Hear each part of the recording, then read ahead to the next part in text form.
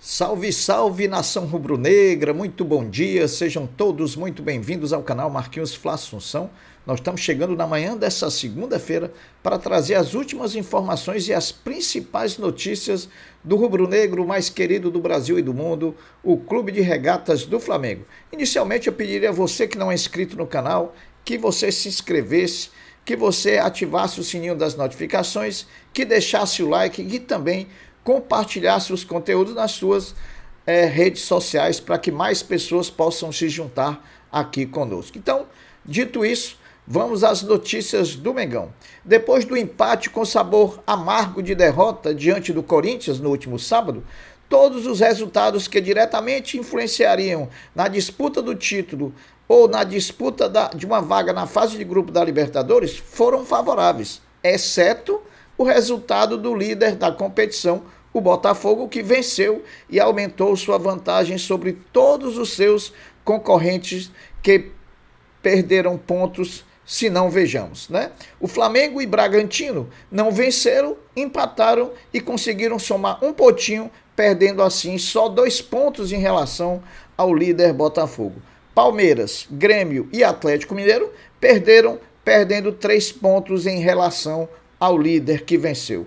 A diferença do líder Botafogo para o vice-líder Bragantino aumentou para 10 pontos.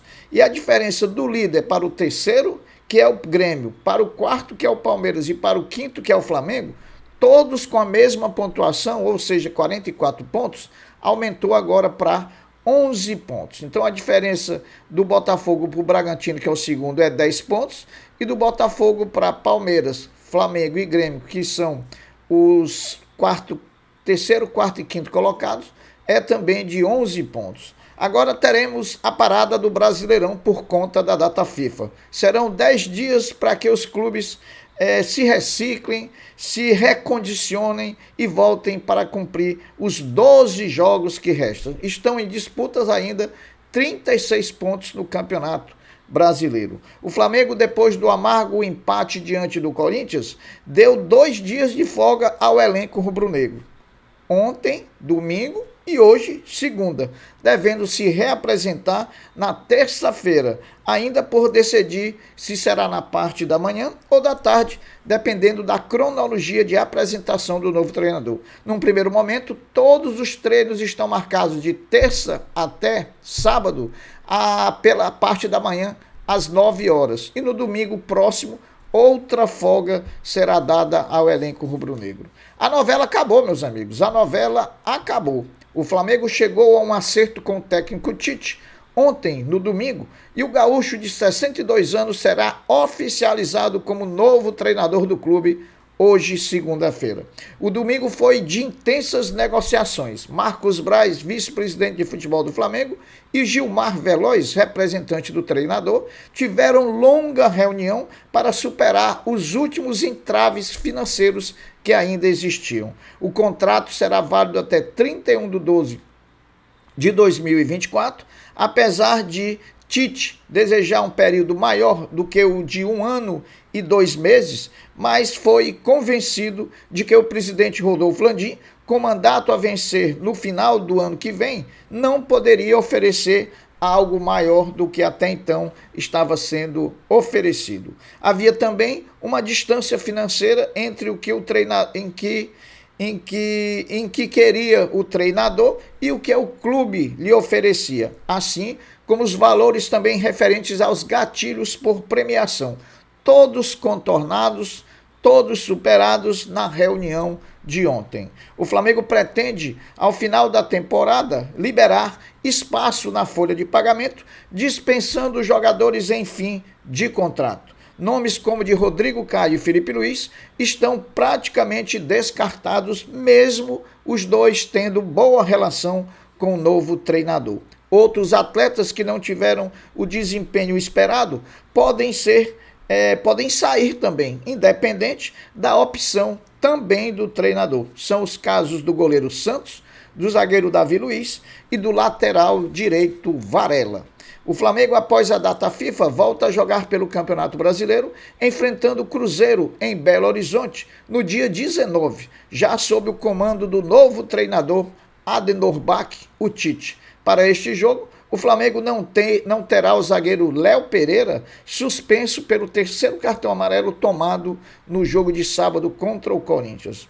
Depois de 2 bons jogos, ambos sem o comando de Jorge Sampaoli, Everton Ribeiro se isola como o 4º jogador rubro-negro que mais atuou pelo Flamengo em campeonatos brasileiros. O atleta de 34 anos chega a 202 jogos pelo clube na competição, com 25 gols marcados e 31 assistências, o que dá uma participação em gols pelo Flamengo da ordem de 56 participações.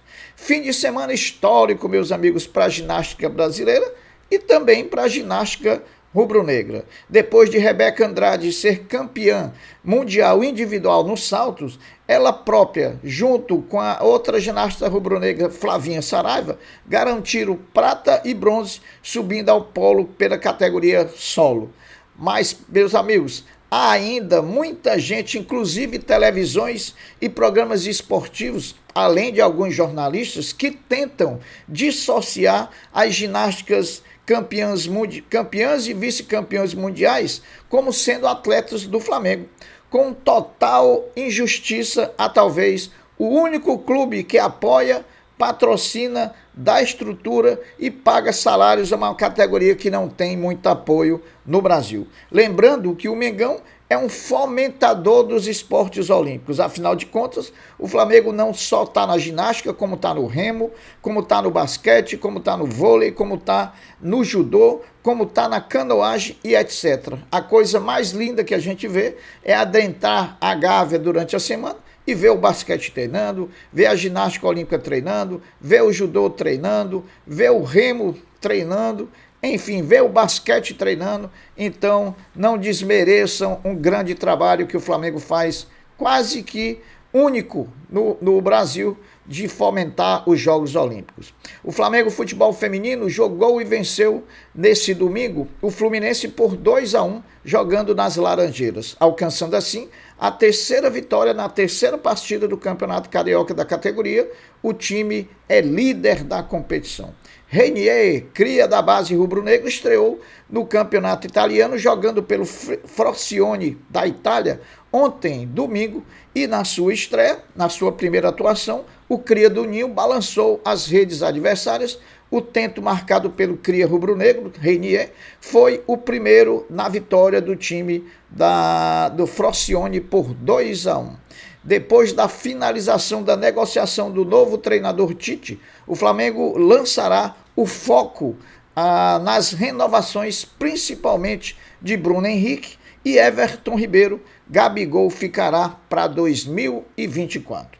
Em relação a Bruno Henrique, sobre a duração do contrato, já se tem consenso. Serão 2 anos de contrato. Porém, a questão financeira ainda gera muita dúvida, pois há uma diferença considerável entre o pedido pelo atleta e o oferecido pelo clube. Tomara que chegue a um consenso, porém que não extrapolem esses valores, porque o que está sendo falado e o que está sendo pedido, a gente entende que são valores absurdos.